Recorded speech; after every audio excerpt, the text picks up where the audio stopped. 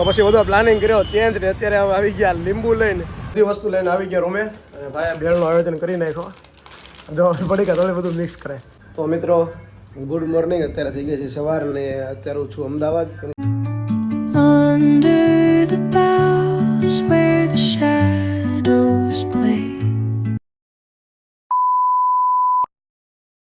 તો welcome back to my new blog video. તો મારા પાંગા જેવા વિડીયોમાં તમારું સ્વાગત છે.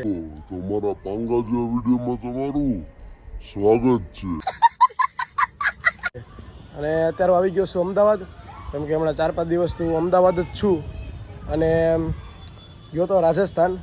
તમને લાગતો હશે કે હિન્દી બ્લોગમાં ડાયરેક્ટ ગુજરાતી બ્લોગમાં કેમ ટ્રાન્સફર થઈ ગયો, કેમ કે હવે આપણે ગુજરાતી બ્લોગ આપણે હિન્દી બ્લોગ બનાવવાના આપણે કરી દીધા છે બંધ અને કરી દીધા હવે ગુજરાતી બ્લોગ બનાવવાના શરૂ. કેમ કે હિન્દીમાં બહુ રિસ્પોન્સ નથી મળતો એટલે મેં કીધું કે મજા નથી આવતી.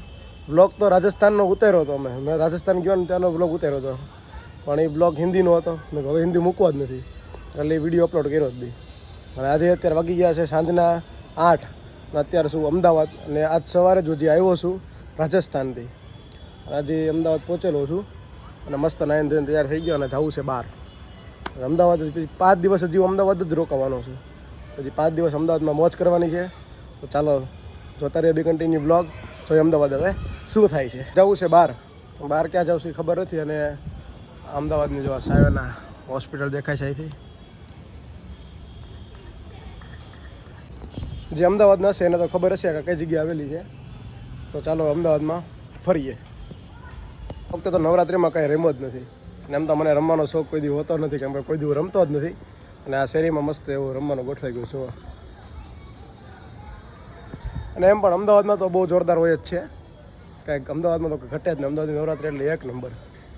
ચાલો આપણા નસીબમાં જ નથી, રમશું ક્યારેક. તો અત્યારે જઈએ છીએ બહાર જમવા માટે અને પ્રતિકભાઈ સાથે થોડુંક બહાર સત્સંગ કરીએ. શું છે? હા ભાઈ ટમ્બા. ચાલો ફરી અમદાવાદ.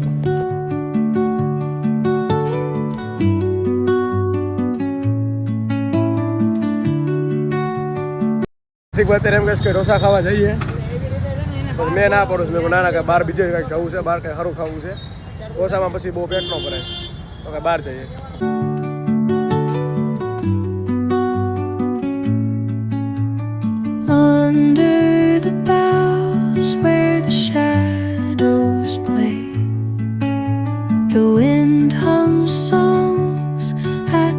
અત્યારે મેં બધા પબ ખાવા, પણ પબ ને બધું અત્યારે ભાઈ વેચતા નથી. ભાઈ થાકી ગયા છે, ભાઈને ભૂખ લાગી છે, પણ હવે કંઈક લઈને એમણે જઈએ. મિત્રો અત્યારે આવી ગયા છીએ આપણે કર્ણાવતીએ, કંઈક ખાઈએ હવે જઈને.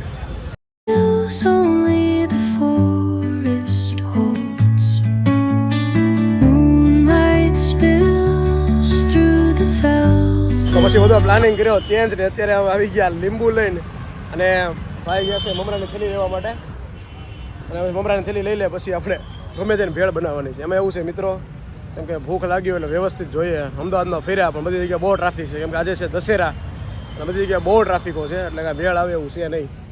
પછી ગોત્યા વ્યવસ્થિત કાંઈક. હવે બધું મળી ગયું. ત્યારે ભાઈ હવે મને રતલામી સેવાટું રખડાવે. પોતે પાછો ગાડીમાં આનંદ કરશો. દેખાડું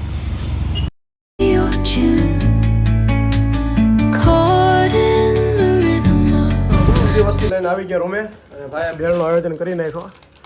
જો પડી ગયા થોડી બધું મિક્સ કરે ડબ્બામાં. આ ભાઈને તમે કંઈક જોયા હોય એવું લાગે છે? શું લાગે છે? અમારા મોટા યુટ્યુબર છે. મોટા છે તો યુટ્યુબર બહુ મોટા યુટ્યુબર છે. અમારી પહેલાની લાઈનના છે. મેં શરૂ કર્યું નહીં ભાઈ મૂકી દીધું.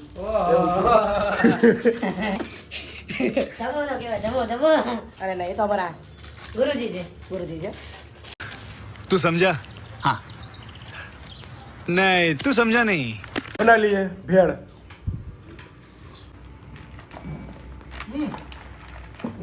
કોઈને કઈ ભેળ બનાવવાનો ઓર્ડર દેવો હોય તો આ ભાઈ ઓર્ડર લે છે. તો મસ્ત ભેળ 20 રૂપિયા.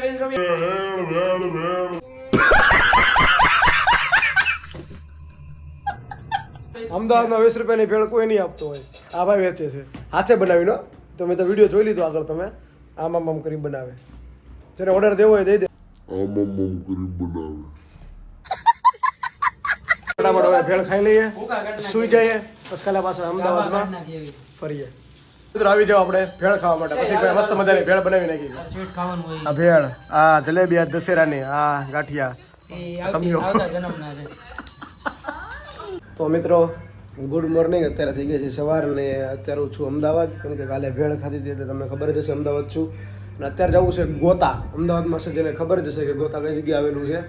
તો મિત્રો ગોતા જવું છે કેમ કે મારા માસીનું એક પાર્સલ મારી પાસે છે અને મારા માસી રહેશે ગોતા. તેમના ઘરે પહોંચાડવા જવાનું છે અને પછી અમદાવાદમાં ફરવા જવાનું છે બપોરે. તો ચાલો જોતા રહે બી કન્ટિન્યુ બ્લોગ અને કઈ કઈ જગ્યાએ ફરું છું તમને પણ ફરાવીએ. તો હવે હું નીકળું છું પાર્સલ લઈને, કેમ કે રેપિડો બંધાવી દે, રેપિડો આવે છે નીચે અને હું હવે નીકળું છું. Caught in the rhythm of the stars and the moon. Teach me the language of rustling leaves. Stories that linger on the breath of the breeze.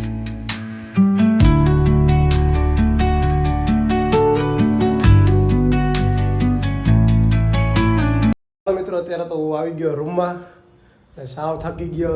તમને તો મેં કહી દે કે એમ એવું છે, માસીના ઘરે તો ગયો તો પણ એનાથી પછી બહાર ગયો તો, થોડીક પર્સનલ કામ હતું એટલે ગયો તો. तू समझा? हाँ नहीं तू समझा नहीं. અને ગયો પછી કાંઈ બ્લોગ ઉતારીને ભૂલી ગયો તો. ઉતારવો તો મન તો હતું જ તે બ્લોગ ઉતારવાનું, પછી મગજમાંથી નીકળી ગયું. बात तो सही है. તો અત્યારે મસ્ત મજાનો નાસ્તો લઈને જઈ આવ્યો છું. ભૂખ લાગી હતી શું કરું, અને બપોર મારા ભાઈ બની નથી અત્યારે મારી યારે નીકળતો, તો હમણાં બહાર જાત જમવા માટે. બપોર અત્યારે એકલો છું તો ફટાફટ હું નાસ્તો કરી લઉં. નાસ્તો કરીને પછી હવે આરામ કરી લઉં. તો ચાલો આ વિડીયોને હવે આપણે એન્ડિંગ આપી દઈએ, કેમ કે હજી અમદાવાદ જ છું. આજે અમદાવાદ છું અને કાલે પણ અમદાવાદ જ છું. એના માટે હજી આપણે લાંબુ બ્લોગ હજી આપણે બનાવશું, બીજો બ્લોગ. આ બ્લોગને અત્યારે આપણે એન્ડિંગ આપી દઈએ. અને હિન્દી બ્લોગ આપણે બંધ કરી દીધા છે અને ગુજરાતી બ્લોગ હવે આપણે ચાલુ કરી દીધા છે. રાજસ્થાનનો બ્લોગ મેં બનાવ્યો હતો તમને મેં આગળ કીધું એ પ્રમાણે, પણ એ હિન્દી બ્લોગ હતો એટલે પછી મેં અપલોડ ન કર્યો. ચાલો તો કાંઈ વાંધો નહીં. આ વિડીયો ગમ્યો હોય તો લાઈક કરો, શેર કરો અને સબસ્ક્રાઈબ કરો. અને મળીએ આવા નવા બીજા બ્લોગમાં. ત્યાં સુધી બધાને હર હર મહાદેવ.